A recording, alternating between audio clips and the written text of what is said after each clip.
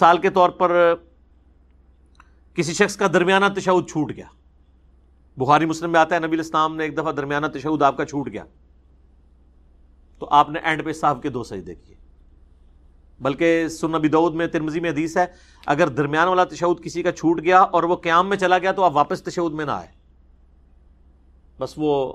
نماز پوری کرے، اینڈ پہ 2 سجدے کر لیں۔ حنفی کہتے ہیں واپس آیا تو نماز ٹوٹ جائے گی، یہ کوئی نہیں ہے حدیث کے اندر، نماز نہیں ٹوٹتی، نماز بڑی مضبوط شے ہے۔ وہ کہتے ہیں اس لیے کہ وہ فرض کو چھوڑ کے دوبارہ واجب کی طرف آیا۔ سر وہ فرض کو چھوڑ کے واجب کی طرف نہیں آیا، وہ چھوٹے ہوئے واجب کو پکڑنے کے لیے آیا، فرض میں دوبارہ واپس آئے گا، صبر کرو، یہ نہیں ہے کہ تو ناس جائے گا، تیسری رکعت فرض ہی واپس آئے گا۔ وہ فرض تو اس کا ابھی اس پہ فرض وہی نہیں تھا تو وہ پہلے کھڑا ہو گیا تھا تو وہ واپس آیا ہے۔ ہاں یہ ہے کہ نبی علیہ السلام نے اس سے منع کیا ہے، لیکن آپ نے یہ نہیں فرمایا کہ اگر کوئی کر لے گا تو۔ اسی لیے جب کبھی نماز پڑھا رہے ہو نا تو آپ اگر درمیانی سٹیج میں ہو نا اور آپ کو احساس ہو جائے تو واپس آ جائے، لیکن آپ بالکل کھڑے ہو گئے واپس نہ آئے۔ لیکن یہاں پہ کیا ہوتا ہے، وہ کھڑا بھی ہو جائے نا، مقتدی پیچھے سے زور لگا رہے ہوتے ہیں، سبحان اللہ اللہ اکبر کہہ کے واپس ہی آ جائے گی صورت۔ تو جن کو یہ مسائل پتا ہوتے ہیں نا وہ واپس نہیں آتے، ان کو پتا ہے کہ یار اب سجدہ صاحب تو ویسے ہی کرنا ہے تو چلو ایک تشہد بچ گئی ہے تو بچی رہے ربو، دوبارہ کہ اینو بھی کریں گے، سجدہ صاحب تو پھر بھی کرنا ہے، اگر کسی نے تشہد پڑھ بھی لی نا پھر بھی سجدہ صاحب دوبارہ اس کو کرنا پڑے گا۔ مسئلہ 92 میرا ڈیٹیل کے ساتھ ریکارڈڈ ہے سجدہ صاحب کے اوپر، آلموسٹ یہ ساری باتیں میں نے اس میں بھی ڈسکس کی تھی۔ تو اگر درمیان والا تشہد رہ گیا آپ کا تو آپ سجدہ صاحب کریں گے تو آپ کی نماز ہو جائے گی۔ اسی طریقے سے رکعتوں کی تعداد میں شک ہو گیا، دوسرا موقع ایسا ہو سکتا ہے، اور رکعتوں کی تعداد میں شک ہے تو آپ کم کی طرف جائیں،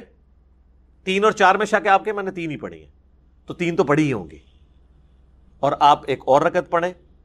اس کو پورا کرنے کے لیے اور اینڈ پہ صاحب کے 2 سجدے کریں تو آپ کی نماز ہو جائے گی۔ تیسرا موقع کہ آپ نے نماز جو ہے وہ رکعتیں کم پڑھی اور بعد میں پتہ چلا کہ یار وہ تو میں تو امام کے ساتھ دوسری رکعت میں ملا تھا اور میری ایک رکعت تو رہتی تھی، میں تو ساتھ اسلام پھیر دیے، کوئی مسئلہ نہیں، آپ بعد میں جا کے ایون سنتے بھی پڑھ چکے ہیں، وضو بھی ٹوٹ گیا، دوبارہ وضو کریں اور ایک رکعت جو رہ گئی تھی وہ پڑھیں اور سجدہ صاحب کے 2 سجدے نکال لیں تو آپ کی نماز درست ہو جائے گی۔ اسی طریقے سے کسی کو خیال آیا کہ یار میں نے تو زیادہ رکعتیں پڑھ لی ہیں، یہ ویسے بہت کم ہوگا،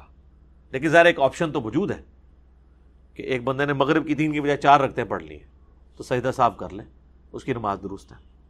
اسی طریقے سے 5واں ایک آپشن ہو سکتا ہے، سجدوں کی تعداد بھول گئے، خطرہ پڑ گیا، 1 کیا یا 2 تو آپ سمجھے میں نے 1 ہی کیا، ایک اور کر لیں۔ ویسے ربک فلی اگر 2 سجدوں کے درمیان پڑھیں گے نا، اور ایون یہ فقہ حنفی میں بار شریعت میں بھی یہ وظیفہ لکھا ہوا ہے، لیکن حنفیوں کو پتہ ہی نہیں ہے۔ اگر یہ ان کو پتہ ہوتا جلسے میں یہ پڑھنا تو وہ کبھی بھی دوسرا سجدہ نہ بھولتے، تو آپ سجدہ صاحب کر لیں۔ چھٹا ایک موقع ہے کہ سرن نماز تھی، آپ نے اونچی آواز سے قرات شروع کر دی، یہ ہو جاتا ہے بعض اوقات کہ زور میں شروع کر دی اونچی آواز میں تو پیچھے سے لوگ لقمہ دیتے ہیں۔ اچھا لقمہ دینے کا بھی طریقہ ہے، اس پہ میرا یوٹیوب پہ کلپ ہے، بخاری مسلم میں حدیث ہے کہ مرد سبحان اللہ کہہ کے لقمہ دیں گے اور عورتیں تصفیق کر کے ہاتھ پہ ہاتھ مار کے، کیونکہ عورت کی آواز کا بھی پڑتا ہے، اور سبحان اللہ کہنا ہے، اللہ اکبر نہیں کہنا۔ سبحان اللہ کا مطلب ہے کہ اللہ پاک ہے، تو نے غلطی کی ہے، اللہ پاک ہے، اللہ نہیں غلطی کرتا۔ اور اللہ اکبر سے اس بیچارے کو کیا پتا چلے گا کہ پیچھے آ کے کسی نے نماز نیت کی ہے یا مجھے کہہ رہا ہے یہ؟ سبحان اللہ سے اس کو پتا چل جائے گا اچھا یار یہ غلطی۔ تو سرن نماز کو جہرن پڑھ دیا، جہرن کو سرن پڑھا،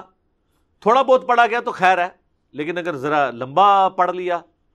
تو پھر وہ سجدہ صاحب کرے۔ بخاری مسلم میں آتا ہے کہ نبی علیہ السلام بعض اوقات زور و اثر میں بھی چاند ایک آیات ہمیں بلند آواز سے سنا دیتے تھے تاکہ ہمیں پتہ چل جائے کہ آپ کون سی سورت پڑھ رہے ہیں، تعلیم کے لیے۔ اسی